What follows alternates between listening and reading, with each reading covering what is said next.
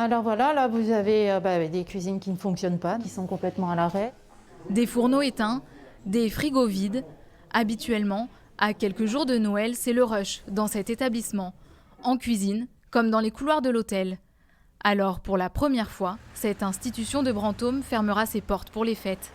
On avait rempli, le jour de l'an, il nous restait très peu de chambres. Tout le monde a annulé puisqu'ils souhaitaient faire la table également, hein, avec le menu.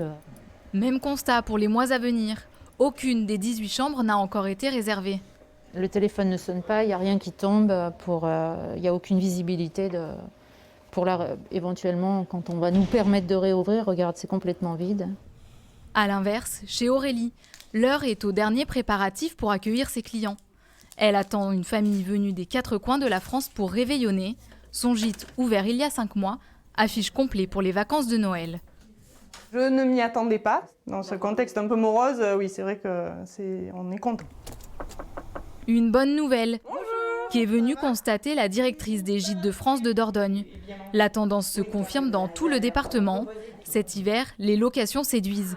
Les familles veulent se retrouver pour réveillonner sans se soucier du couvre-feu. Les vacances de Noël, ça représente moins de 5% de notre volume d'affaires annuel. Donc en effet, il n'y a pas un enjeu énorme sur ces vacances-là. On a quand même un volume d'affaires plus important que l'an passé. On fait plus 10%. En revanche, ce sont des séjours plus courts et ils viennent de villes ou de villages un peu plus près. Mesures sanitaires obligent, les établissements préconisent des réservations de 6 personnes maximum.